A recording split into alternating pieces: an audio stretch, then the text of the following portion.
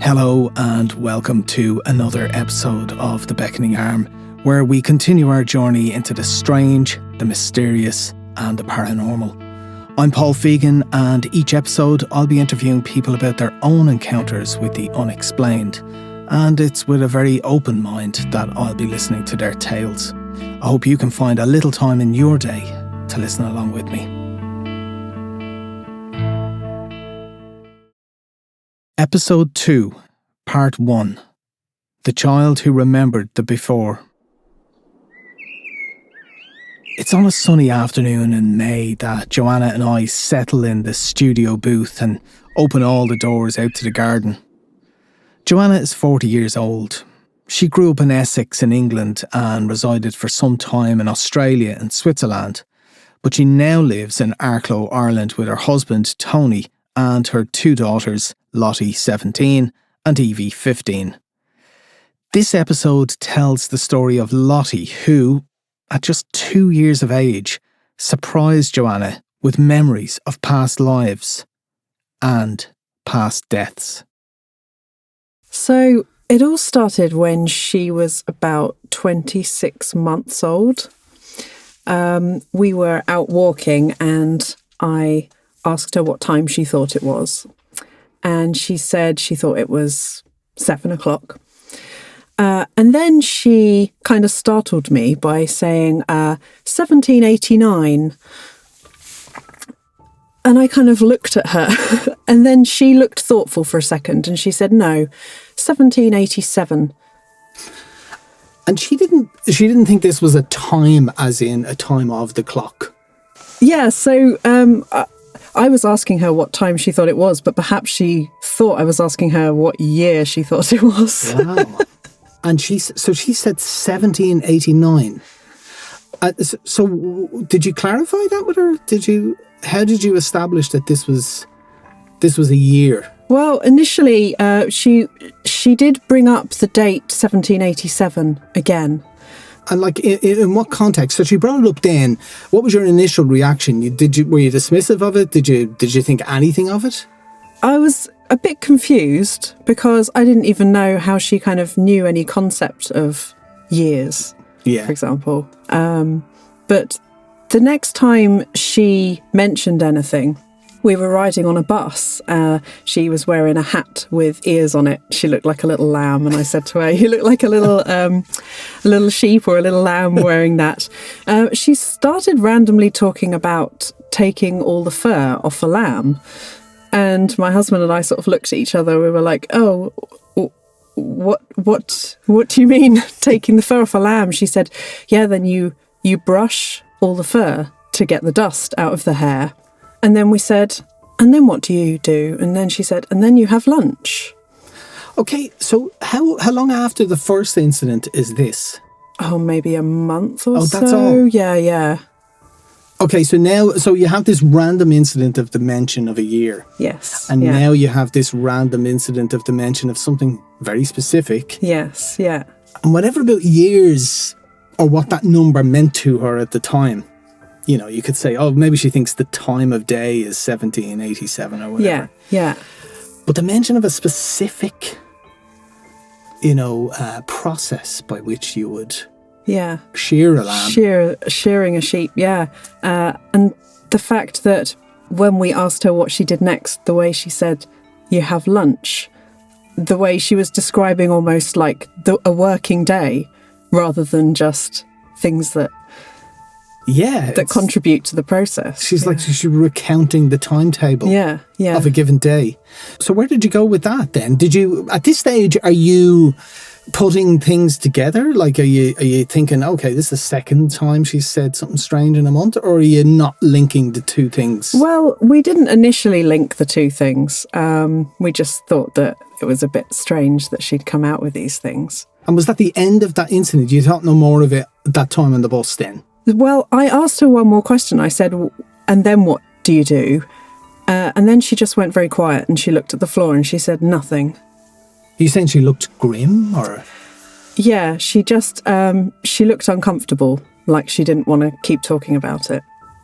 Okay, so, and as a parent, I mean, your instinct is obviously to say, We need to talk about this. Did you let it lie for then, or did you push her on it? No, I didn't push her on it. Okay. No.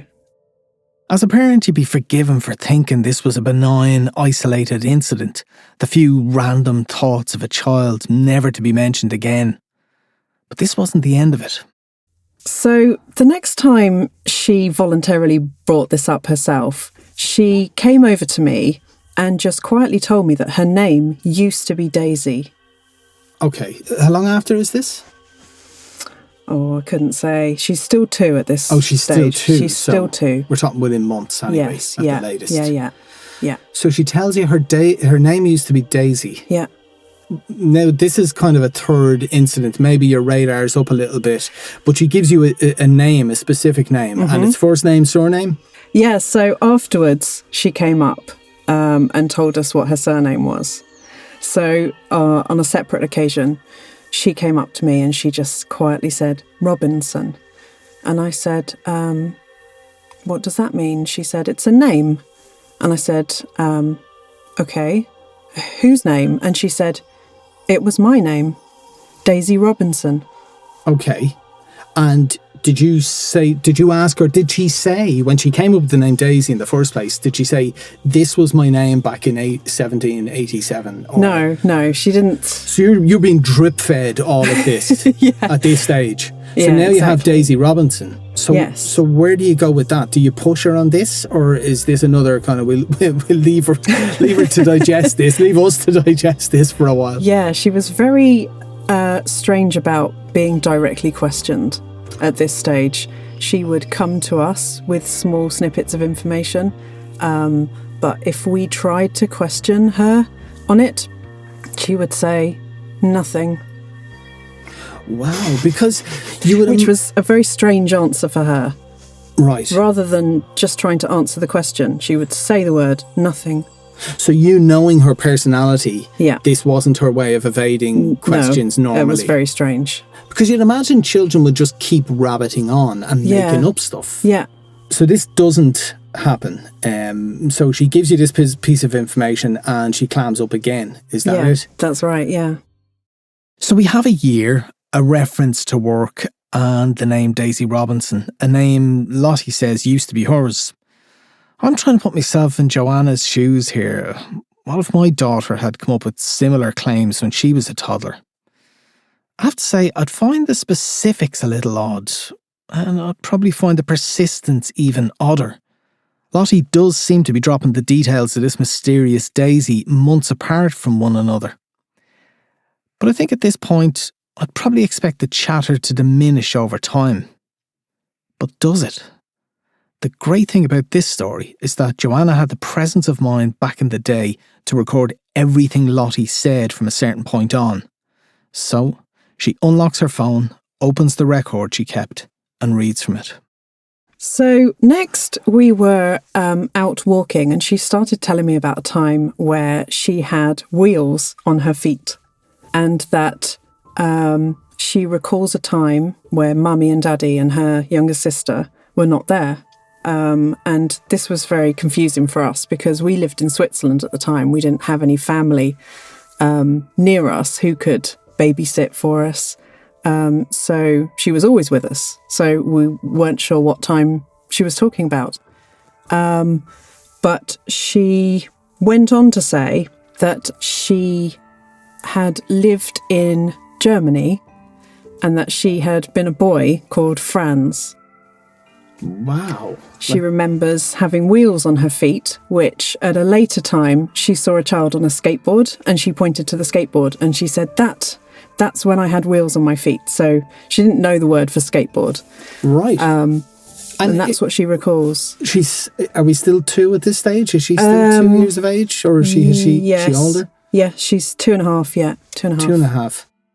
There's a simple detail that intrigues me here. The name Franz. Lottie's 2.5 and she's now talking about having been a second person, a German boy. And of all the names she could have picked, she managed to pick a name that, to my knowledge, is at least German. That's not to say that German kids can't have non-German names or that non-German kids can't have German names. But Lottie's so young, and she happens to have picked a name for a German boy that is actually German. There's a lot going on here. So now we have a year. We have 1787. Yep. We have Daisy Robinson. That's right. And we have the detail about shearing a sheep. Yeah, that's right. It's very specific. It was, yeah. Now, before we go on to the skateboard, because obviously we're moving forward hundreds of years there. Did you know anything about shearing sheep at the time? No, I didn't know. So did you look into it and see, well, you know, what's she talking about? Like, I mean, I wouldn't have a clue about shearing sheep, so I wouldn't know anything about combing the wool for the dust. Yeah, I mean, that's right, yeah. And I love that she said fur, you know, because that's the generic term that kids would use for any animal's hair or fur. So did you look into it to see I did look into it because I was interested to see if the wool was washed at any stage, because she didn't mention that part of it. But apparently it was more common to wash the sheep before the wool was removed. And so the wool got brushed out, carded, before it was spun for use. Okay, this is early days, but how are you feeling at this stage? Are you starting to think there's something in this, or are you still thinking, well, she's just a kid? I mean, you know, we shouldn't take this too seriously. I mean, the details are what grabs you, and I think anyone listening to this, that's the issue with it. You could dismiss it if it sounded fantastical. Yeah. But because these are such specific details, it gives you pause for thought, doesn't it? It does, yeah. We couldn't figure out where she might have got this information from. We couldn't figure out a source for it, so we didn't know how she knew. So we might think that there aren't too many details to her story yet, but they're quite specific, and they do seem to check out. And now there's this lad, Franz, on a skateboard. I'm curious to know more. Well, she told us that from her life as Franz, that she remembered airplanes and an airport from this existence. So going with, if she remembers being on a skateboard, we're taking that to mean it's kind of like post-1950s. Okay, yeah. And I would have thought 70s. The first time I ever saw a skateboard was, I think it was Charlie's Angels. Actually, in the 70s. And I remember thinking, what the hell is that? So I don't know, maybe it predates the 70s as well. Yeah. But that's the first time it was kind of being promoted on a TV show. Yeah. But even still, 1950s, 60s or 70s, it's relatively modern history compared to 1787. That's right, yeah. So what else did she say about this Franz that she was? I asked her if she could remember Franz's surname. And she didn't come up with a name straight away, but she did come up to me afterwards and say Hansug as a surname. So I did a bit of research, and if it is a surname, it's a very rare surname because it doesn't get many hits online. Wow. But potentially... It does sound very authentic. It does. You know? I mean, that doesn't make it authentic, but it does sound very authentic. So I would love to know. But did you find any? So you didn't find any names? I did find one hit for it being a surname, yeah. A rare, very rare surname. So it does exist? Did it? Yeah, it does exist. Wow. And did you ever look? I suppose there's not much... I know you can search births, marriages and deaths in some countries, but I think you can only go back so far for privacy reasons, you know. So I don't know if you could go back to as recent as skateboarding era. But obviously somebody who was on, you know, if this is to be seen as fact, somebody who was in the skateboarding era and who had a skateboard, who was old enough to own a skateboard and use one at that stage, was around, and they were called Franz... Hansug. Wow. I'd love to know if such a person with that name and of a certain age died in that era. That's fascinating. Yeah, it'd be really interesting to find out. The only other piece of information that she gave us about that life was that she lived in Germany, but that she got married in France. Wow. You see, that again is interesting because... You think, look, you'd have to ask the psychologist about this, but you think if somebody's lying, they try to keep it as simple as possible and not add complications to it. Mm-hmm. So if you're inventing somebody in Germany, if they got married at all, surely they got married in Germany. That's a simple story. But to move it, to say that this person moved to France and got married, is fascinating. Now, I looked up this name and I couldn't find any hits, so there's that. It seems like a chink in the armour of this tale. But, and we have to give her credit for this, she's 2, and she has chosen a surname that at least sounds plausibly German. I mean, if it didn't, I wouldn't make much of it. But because it does, I'm wondering if a name like that does exist, and we're just getting the exact spelling wrong. It's something that warrants more investigation, something Johanna and her husband Tony have undoubtedly been doing for years. I asked her what they were making of it all at this stage in the revelations. Okay, so you have all these pieces, but what are you thinking at this stage? Like, if this is chronological, the way you received it from Lottie, what are you thinking at this stage? Because these are very specific. Now, I, as a parent, my daughter's 18 now, so probably similar age to Lottie. That's at right, the time. Yeah. I'd be thinking, I need to ask more about this. Like, at what point do you twig? I presume you're talking to Tony about this and you're saying, yeah, that's right. Guess what she said to me now, and you're poking, okay, that's different, that's not typical. At what point do you twig and think, there's something in this? She's not just, spouting nonsense. Yeah. Well, Tony had been asking her for a few weeks if she had a different mummy and daddy, and she always said no. But I overheard him phrase it differently. He said, "Did you used to have a different mummy and daddy?" And she kind of looked really animated and said, "Yes." Like, so we finally understood. Oh my God. So she was waiting for the question to be phrased correctly. What a pedant. Yeah. What a pedant. I guess we were perhaps just confusing her because she, didn't currently have a different mummy and daddy. But as soon as she heard him say, "Did you used to have a different mummy and daddy?" she said, "Yes." Okay, now the floodgates kind of start to open now.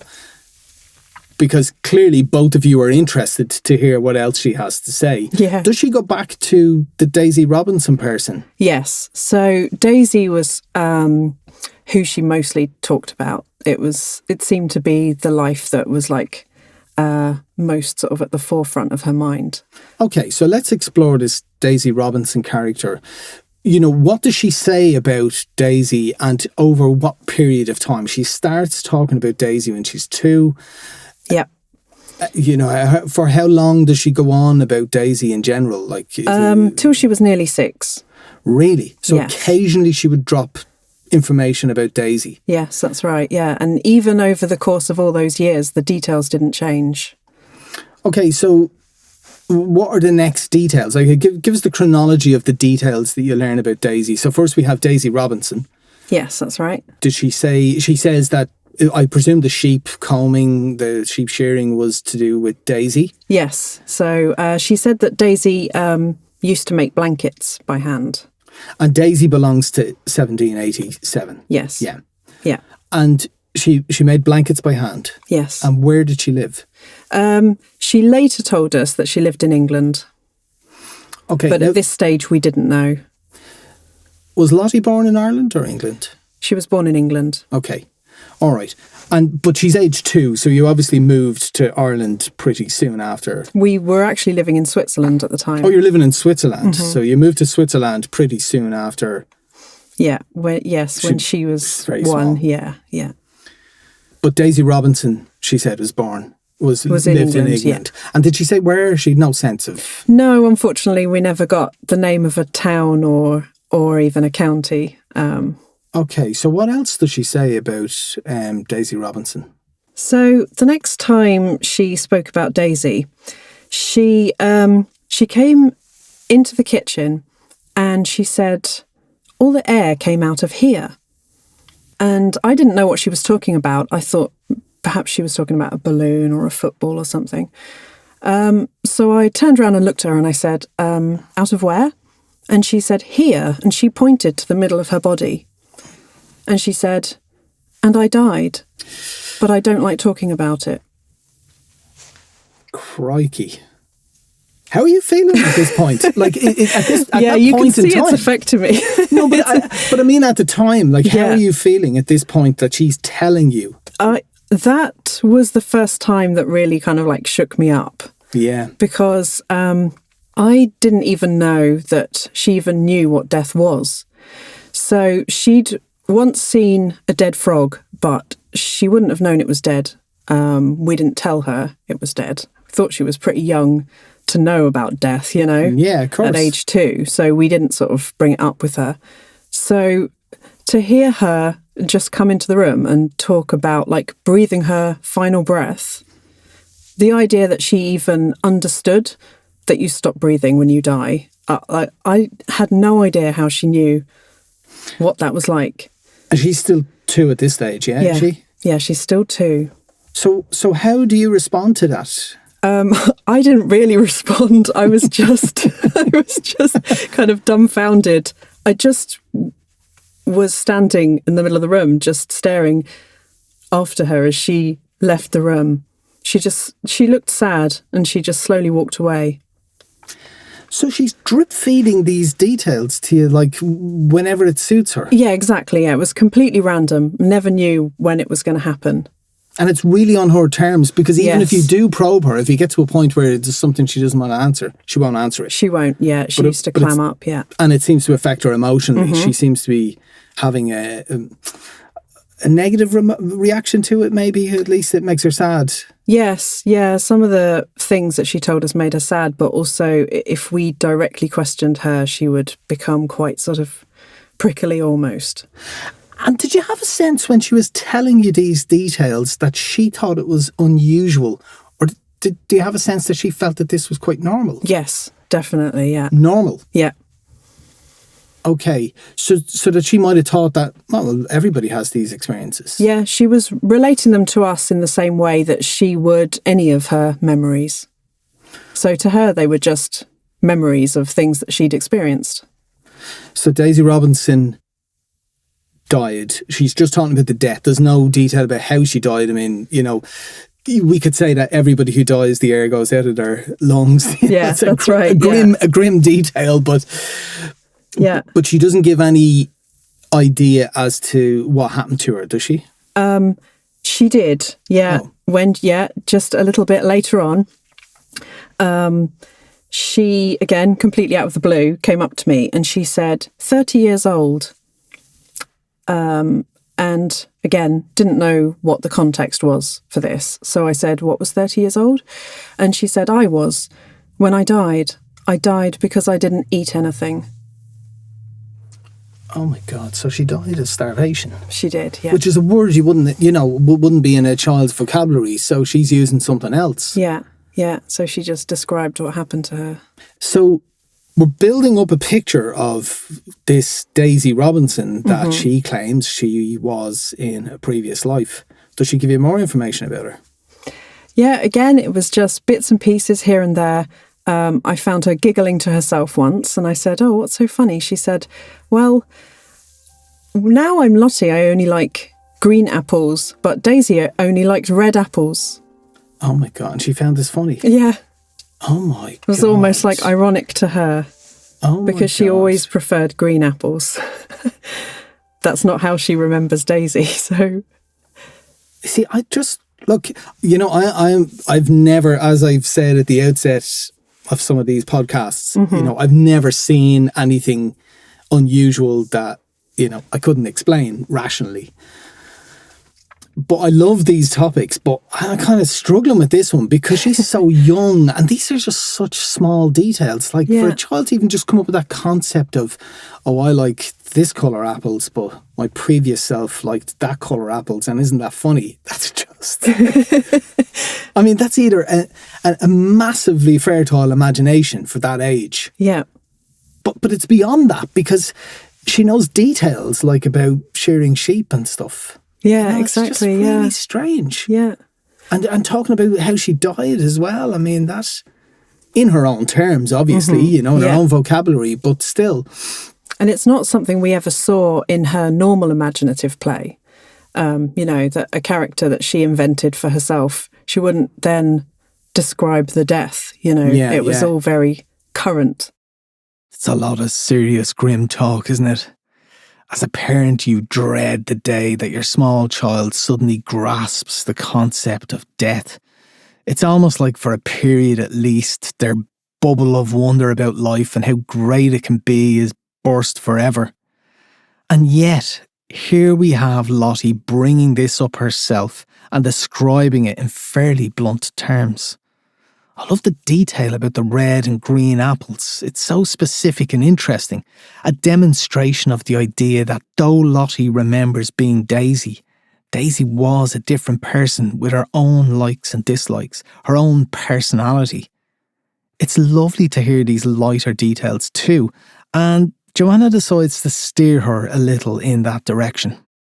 So after she got upset talking about her death, I thought that I would try and sort of lighten things up a bit. So I decided to ask her if she knew any songs or music from back in the late 1700s. And without hesitations, she said, "London Bridge is falling down." That had always been a favourite nursery rhyme of Lottie's. Like, I'd sang that to her since she was born. And it was always, of all the songs that we sang to her, it was always her favourite. So not a surprise. It wasn't a surprise that she answered, "London Bridge is falling down." But I assumed it wasn't as old as that.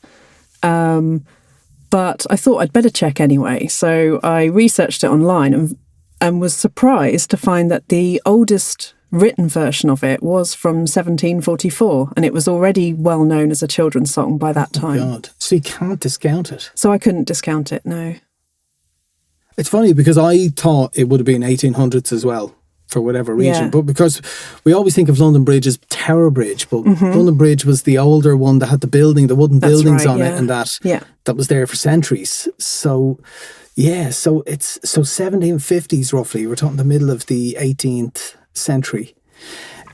So that was her favourite song. Okay, she loved that song in modern life. So an interesting fact, because it does, it did exist at the time she said Daisy Robinson was around. So that's fascinating. And we've all learned something from that, that the song's that old. But also that, obviously she, it's a modern song as well. And, it's sung in modern times by children as well. Yeah. So it's hard to know what to do with that piece of information. If it wasn't in the sea of other information, you'd kind of go, she knows that song. It'd be very easy to dismiss that. But what else? So, still 2.5, she mentioned that Daisy Robinson's mother's name was Kitty. And I thought that was unusual because that's a very old-fashioned pet name for Catherine or Kathleen. And I'm very convinced that she didn't know anyone called Kitty, and that she would have never heard the name in reference to a person before, only as kind of like, a nickname for a cat. So I found that to be quite fascinating. Lottie has said a lot up to this point, but it would be quite some time before she'd raise the topic again.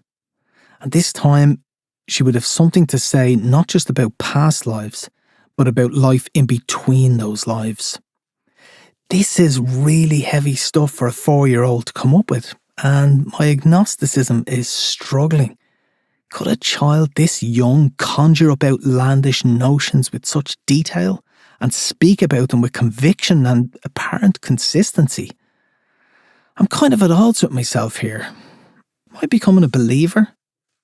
I'm wondering how her parents are feeling. So after that, she stopped talking about all the past lives for a couple of years. So we didn't hear anything until she was 4. And obviously she was a lot more articulate once she was 4. So I had a completely unexpected conversation with her after the death of a family pet, when she just suddenly asked if the dog was going to come back as another dog. And I got excited at this stage because I thought, oh, she's talking more about her, that this knowledge that she has about past lives. So I grabbed a notebook and a pen and I wrote down the entire conversation. Oh, wow. So I kind of excitedly said, oh, I don't know if she'll come back as another dog. Do you think she will? And she said yes, because I had past lives. Okay. So she hadn't forgotten, even though she hadn't talked about them since she was 2.5. But is this the first time she's using that term? Did she say past lives? Yeah, she did. Yeah, she did. And is that the first time she's using that specifically rather than just dropping details of who she was? Yes, exactly. Yeah. It's the first time that she's kind of, rather than just kind of giving the memories as if they were from her current life, this is the first time she's kind of like separated them. And I said, do you think she's another dog now? And Lottie said, no, not yet. And I said, why? And she said, when did she die? I said, a few weeks ago. And so Lottie said, oh, she won't be another doggy yet then. So I said, why not? She said, because you spend a bit of time dead first, like a few weeks or a few months or something. Wow. So that's like, I mean, that's... These are human time frames. Do you know what I mean? We feel that these are human measurements of time, and that if you imagine what it might be like, and of course we don't know, this is all conjecture, but if you imagine what it's like to be in a past life or to be a soul, whether it's to go to the everlasting life, afterwards, or to be reincarnated, you imagine that time isn't measured in, or that she wouldn't be conscious of it. Yeah, she seemed to be aware that it wasn't an instantaneous process. And this was the first time that I had any idea that she had any sort of knowledge about life between lives, which is a lot rarer for children to remember than to remember specifics of previous lives. So I'm guessing that, like, how do you feel then about probing her on this? Like, she's 4 years of age now, I presume? Yeah. How do you feel as a parent? Are you kind of thinking, God, do I want to ask her about this? Yeah, I was fascinated. I wanted to get as much information as I could. Were you nervous about what you might hear? Yeah. Okay, but moth to a flame, you had to know. Mm-hmm. Okay, so did you ask her there and then, or was it another case of I have to leave her for a few days? And well, she was a lot more open to being questioned at this so stage. Long as she was the one who brought it up. Okay. So she would answer questions, which is something that she hadn't really done before. And even when she was 2.5, like when I asked her for a surname, it was days later that she would come up and say it quietly. So she wouldn't forget. But it's almost like she was needing that time to access the information. But when she was 4, it's almost like the information was more readily available to her.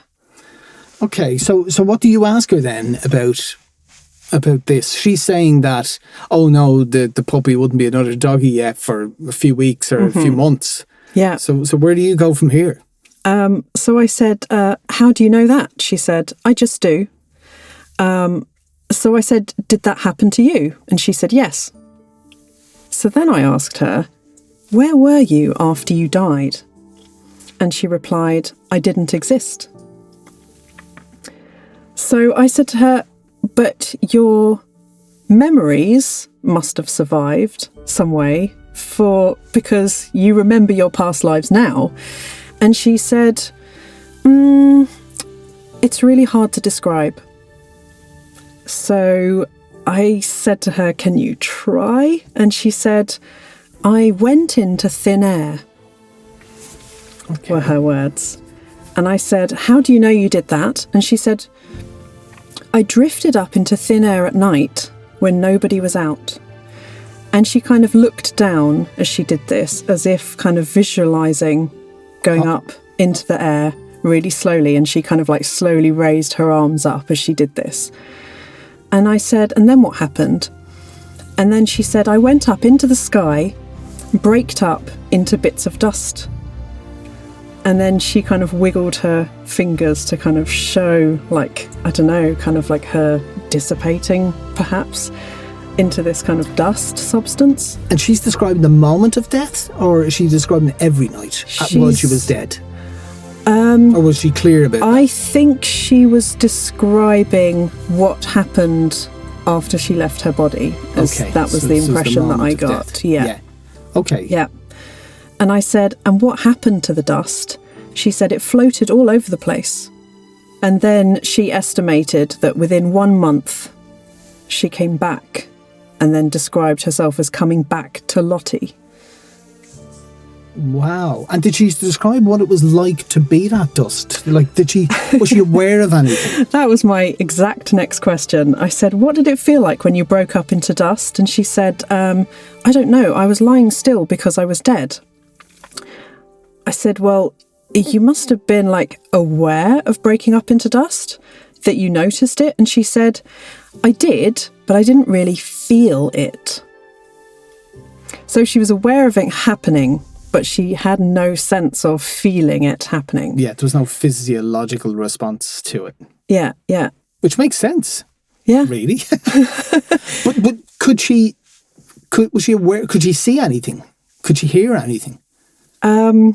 Yes, I did go on to ask her this. Well, I asked her who she was before she was Lottie, because we weren't sure if Franz was like the previous incarnation before she was Lottie or not. So she told us that she'd been so many people in the past that she couldn't remember them all. And she couldn't remember the person that she was when she broke up into dust and then was Lottie. Wow. So, and that blew me away, because the way she said that she'd been so many people in the past that she couldn't remember them all. That's like, give me a break. Come on, like, but it's an answer. Do you know what I mean? She didn't dodge the question. No. She didn't say, oh, I don't know. It was like, well, there's a practical side to this in a strange way, which is that, well, the logistics of keeping track of everyone I've been is just off the charts. Like, exactly, it's like saying, how many people have you known in your lifetime, and you'd go, oh my God, seriously? How would you know? Do I know 500 people, 1,000 people? I don't know. So it's a very practical answer. And she was almost dismissive about it, as if kind of, how would you expect me to remember everything? It's almost believable. I mean, that's incredible. Yeah. So I asked her, what did it feel like to die? And she said nothing. So I said, wasn't it scary? Do you mean she didn't say anything? She said the word nothing. She said the word nothing. She said nothing.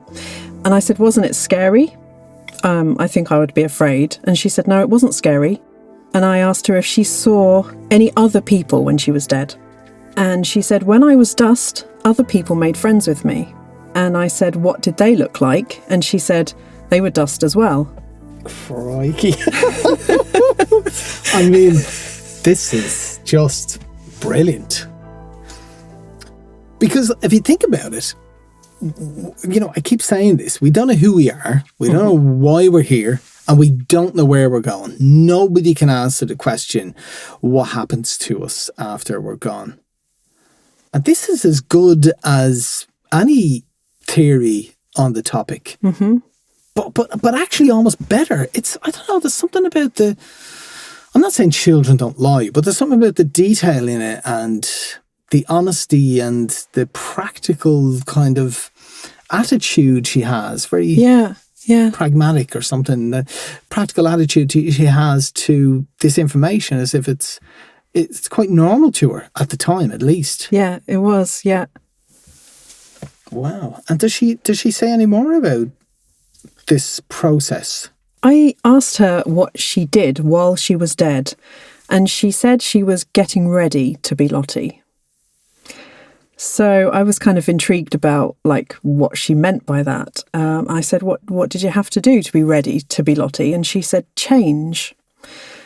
So I said, what did you have to change? And she said, my life. Wow. I mean, there's only so many questions you can ask a child, isn't there? Did you keep pushing her? I did, yeah. Of course I bloody did.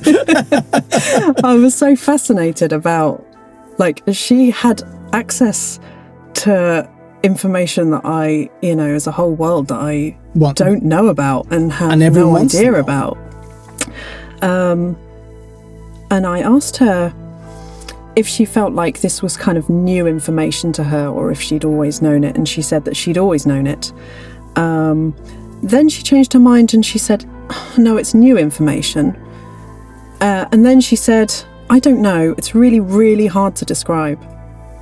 So she was really struggling to give me these answers. Like, she was really kind of soul-searching, I guess. And I asked her if she's scared of dying now, and she said no, she wasn't scared. She said, it does make me sad, though, because I like being on the earth. Wow.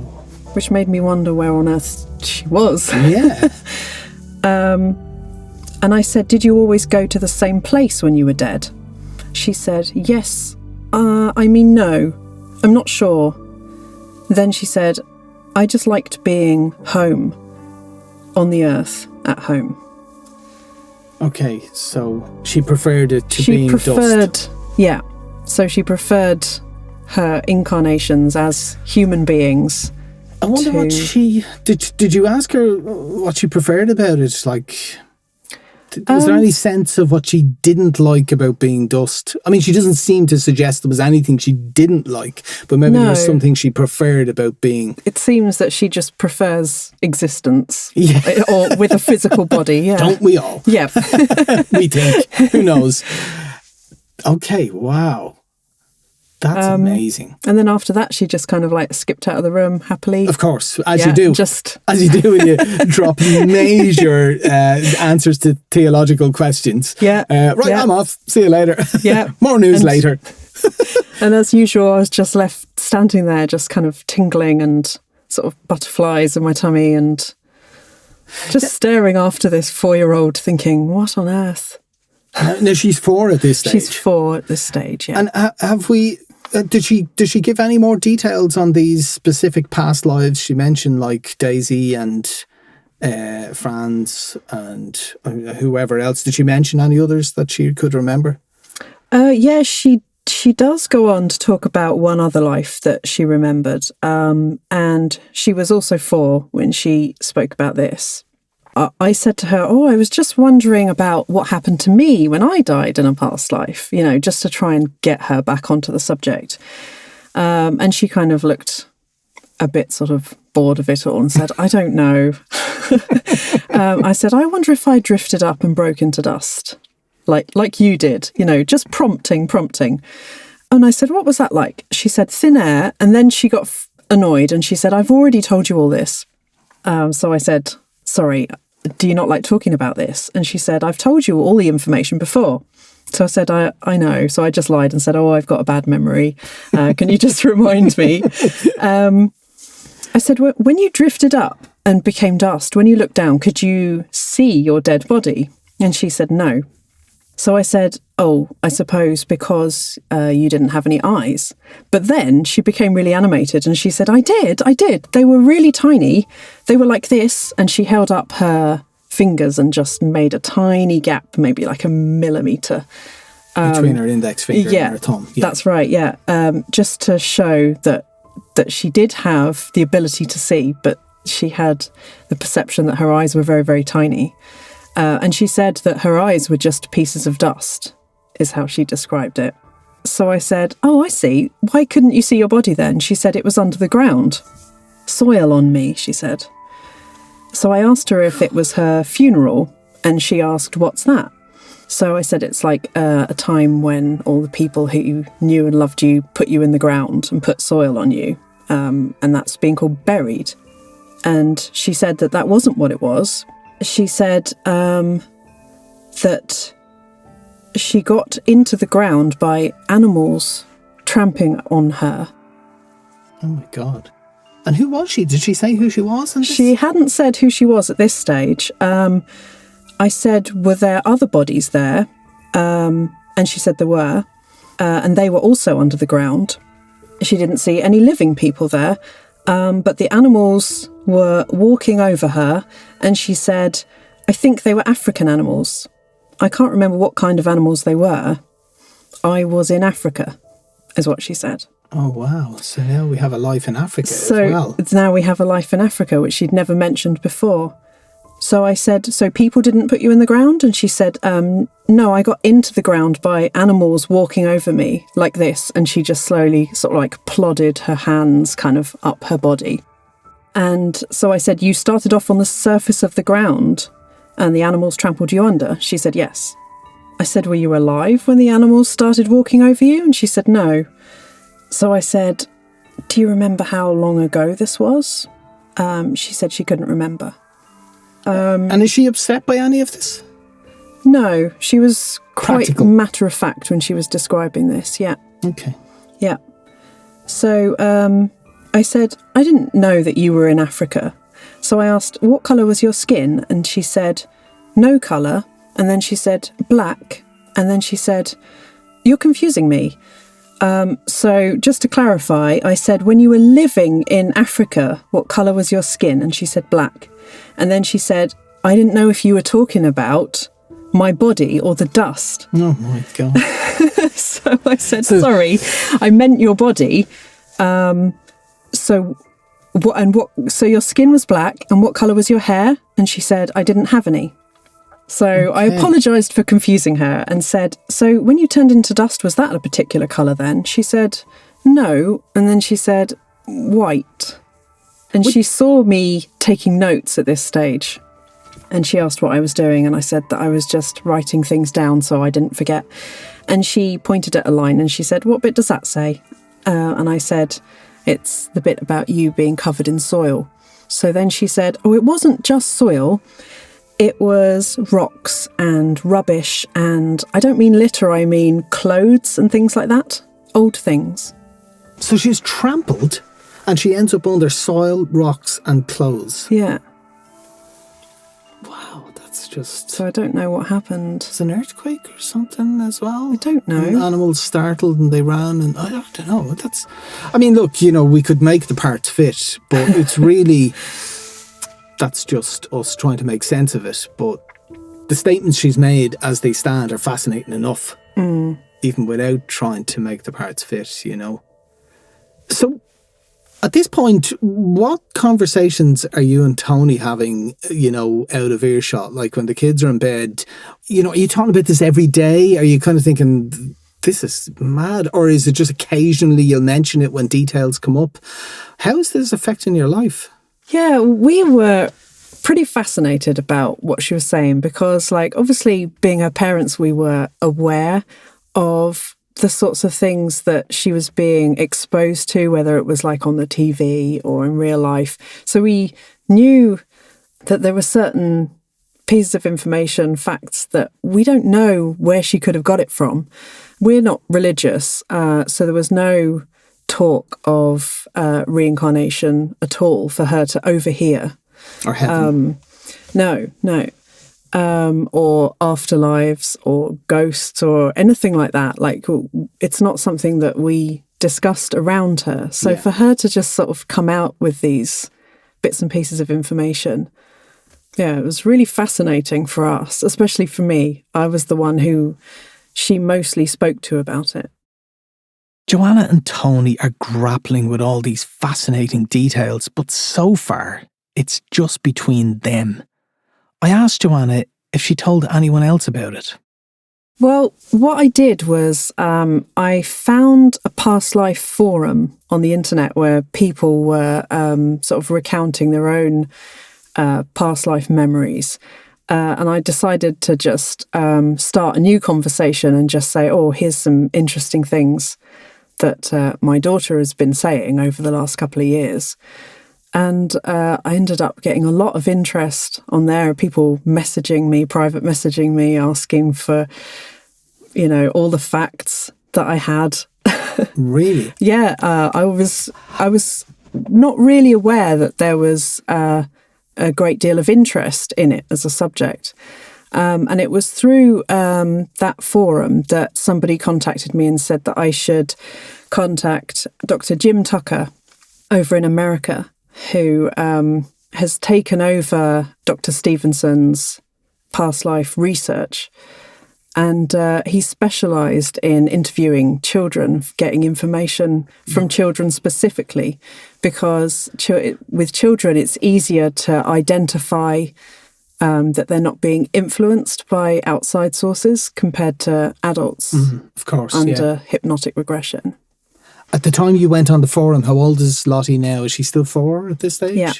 And did you follow that advice? Did you get in touch with... I did, yeah. I did get in touch with Dr. Tucker, and he was really interested in Lottie's case, because he said not only is it really unusual for children to talk about time between lives and not just memories of being sort of different people in the past, he said that it's also unusual for parents to keep such documentation.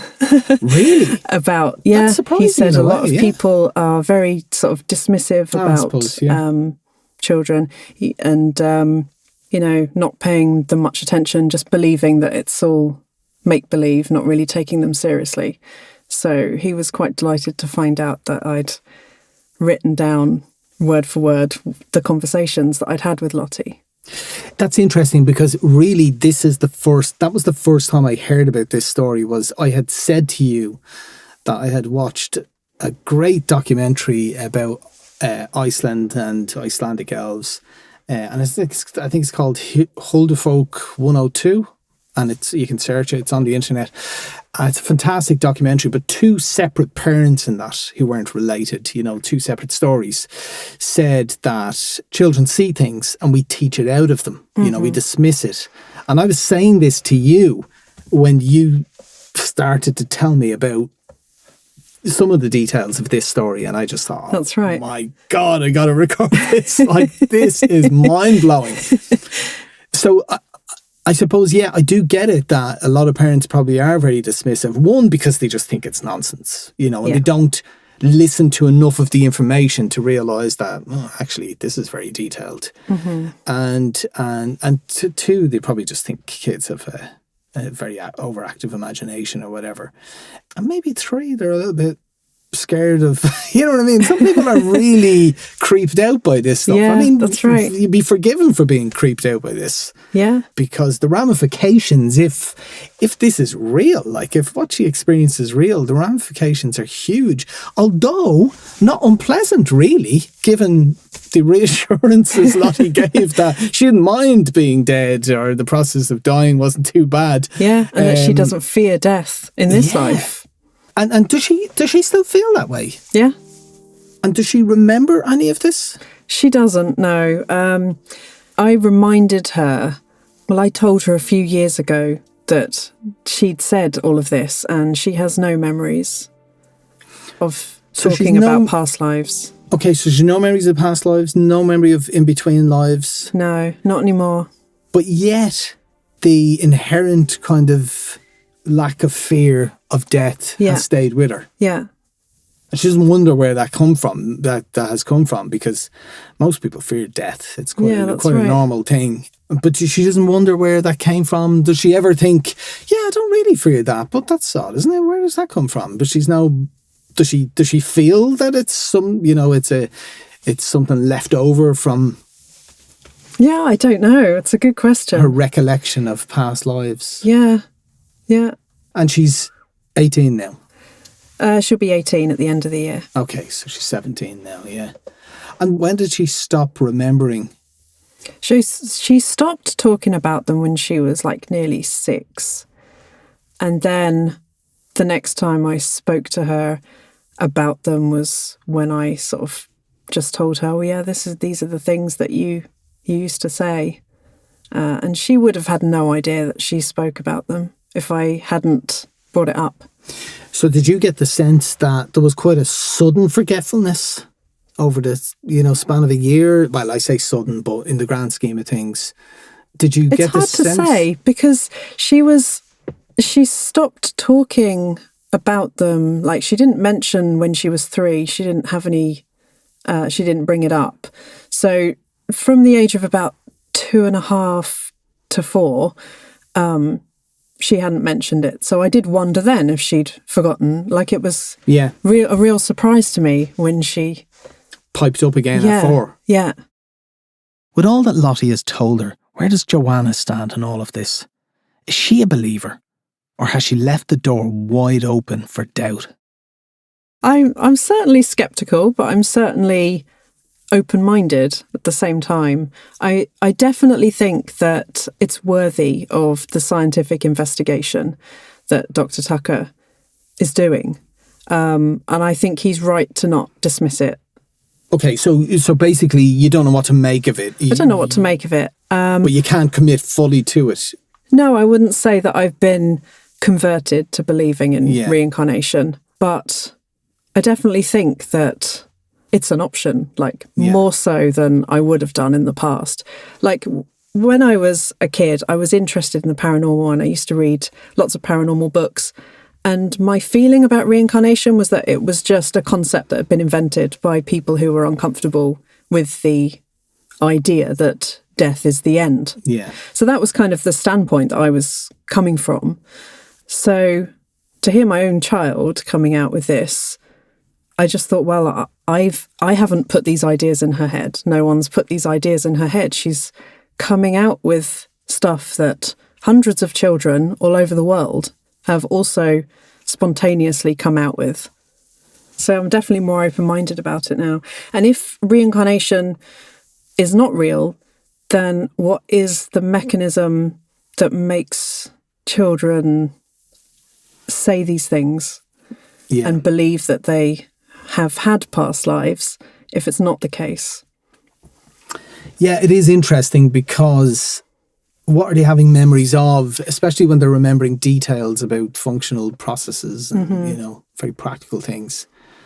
What is it they're remembering? Is there something in DNA then that gets passed down that we just don't know enough about DNA, that memory gets passed down? I don't know, Yeah, so we don't understand really what the mechanism is. I think either way it's fascinating. Like, even if it is that it's passed down through DNA or some other means, it's still fascinating. Exactly, because regardless, if you believe that, you still have to consider that some of the memories she has are of dying.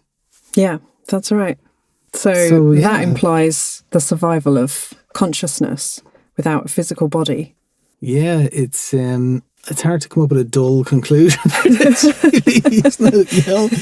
It really is. Yeah, I've heard another theory that said that perhaps it's not their memories they're tapping into, but the memories of previous people who have died, and they're just mistakenly thinking that it's their own memories. And again, that's still a paranormal explanation. Yeah, it is. How do you acquire the memories of the previously deceased? It doesn't get us back to practicality, and skepticism, really. No. All very interesting, and with more to come. In part 2, the final part of this story, Johanna and Tony put some of Lottie's claims to the test. Lottie touches on monotheism, and there are memories of being in the womb. All in the next episode of The Beckoning Arm.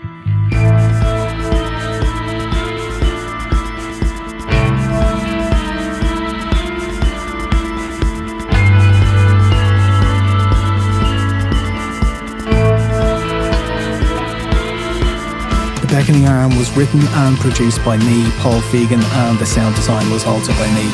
Music was by purpleplanet.com.